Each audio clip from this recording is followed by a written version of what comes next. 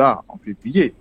Oui. Alors, ce qui moi me déplore, c'est que normalement, de tout temps, l'Union européenne fait tout le temps un esprit de dialogue dans toute les décisions qu'il prend. Alors, dans ce cas-là, malheureusement, pas aucune consultation. Pas une l'occasion, donc, bien sûr, présente nous cas avec l'Union européenne et la Commission vient avec un avis et sans, bien sûr, sans aucune consultation.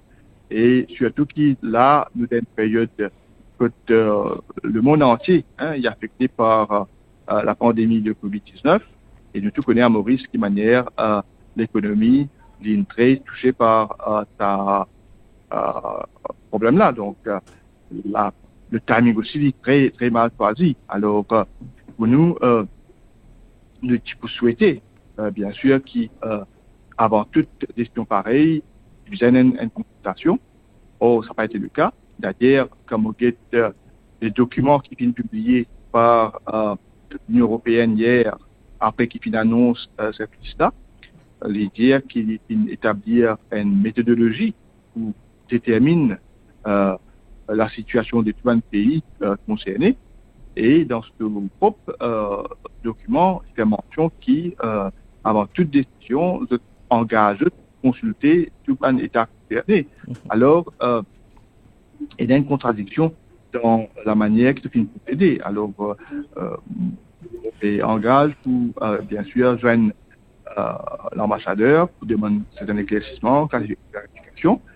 Et je viens de dire aussi que l'Union européenne, quand même, reconnaît que dans la situation qui était aujourd'hui, avec l'effet de Covid-19, ils n'ont pas donné ça effet immédiat. Il peut prendre effet en octobre cette année-ci. Alors, mais en même temps, de dire qu'ils ont disposé, bien sûr,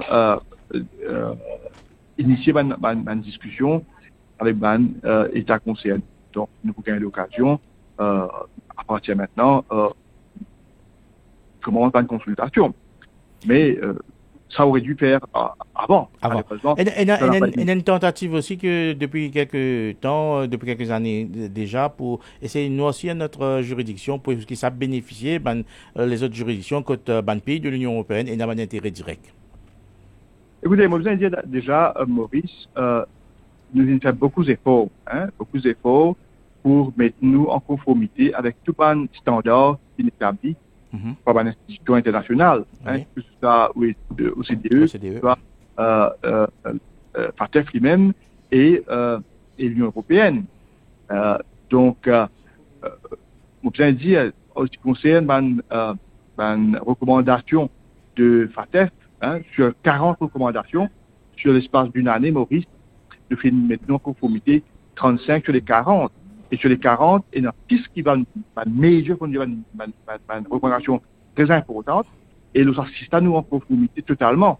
Donc, nous conduisons technically compliant les 35 recommandations les 40 recommandations qui sont établies par le FATF. D'ailleurs, je reconnais tout de même qu'il faut faire un gros effort en l'espace d'une année, qui est un espace qui est une période très courte, et de finir capable de faire ces efforts-là.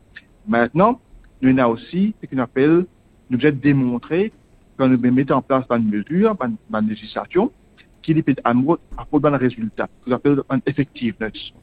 Et là, nous avons 58 critères, 58 objectifs qui sont en place, et Maurice nous a démontré, de 158 là, 53, il fait respect, puis montrer qu'il fait tout soit une mesure. Là, il fait capable de donner un résultat. Donc, sur 5 là-dedans, c'est là que je filme comme si il y avait une observation pour dire qu'il y a 5 qui n'ont pas réussi à montrer suffisamment de progrès, suffisamment d'efficacité dans les différentes mesures qui finissent démontrer. Et c'est la raison pour laquelle je pensais qu'il y a encore des efforts à faire, et raison pour laquelle je vais mettre la liste. Alors, déjà, je viens de dire, depuis février, nous faisons une fois doubler nos efforts à Maurice, en CM de différentes institutions concernées, pour rapidement continuer à faire ce qu'il nous a fait pour adresser ces deficiencies-là, pour qui rapidement nous démontrer à peut-être qui pour que nous peut faire. Alors c'est ça que pour moi il y a une espèce dommage qui en même temps au niveau de l'Union européenne nous gagner un expert juste même fin de nous pour faire ce travail là et ça va même expert même qui peut donc soutenir nous peut donner toute la formation qui besoin pour guider nous pour capable sortir dans cette situation là et juste même maintenant qui nous passer donc faire ces efforts. Alors mais pour me dire encore une fois nous engagons nous au plus haut niveau pour faire ce qu'il vient faire pour capable mettre nous totalement en conformité avec les différents standards qui établis. Mais on besoin de dire aussi qu'il bien souvent je trouve un goalpost continue de bouger.